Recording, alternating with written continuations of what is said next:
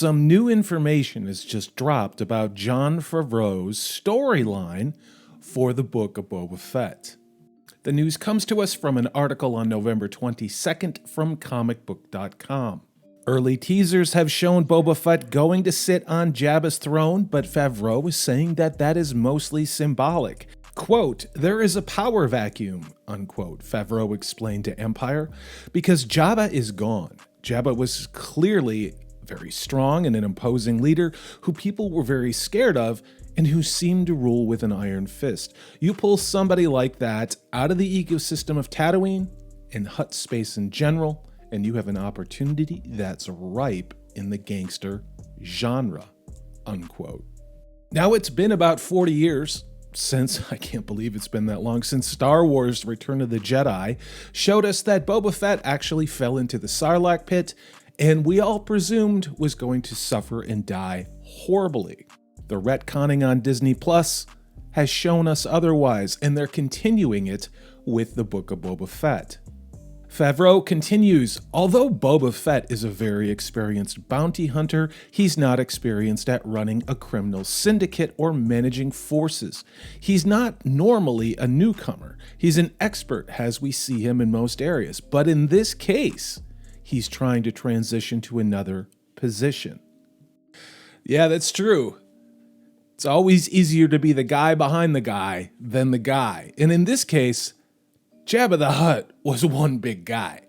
Director Robert Rodriguez chimed in and noted that, quote, "We will see a lot more of his true character in this season, and you'll definitely see him have to turn barbarian mode," unquote.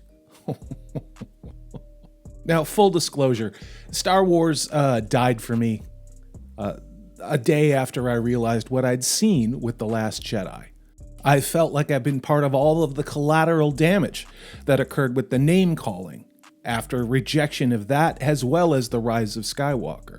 And because of that, I will never give Disney Plus one damn dime. Of course, like everyone else, when I watched the clip on YouTube of Luke Skywalker returning, I got the feels in a big old way. That's all we ever wanted.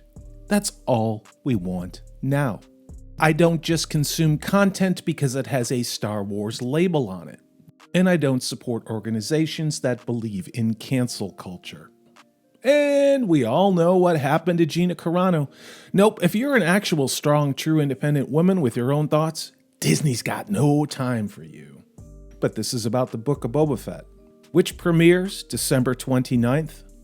I really have an appreciation for Jon Favreau going all the way back to Swingers. It was a great movie.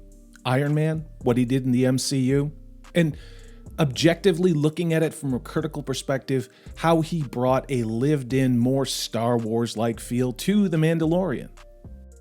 What do you think? Are you excited about the Book of Boba Fett? Where do you think this is going to go?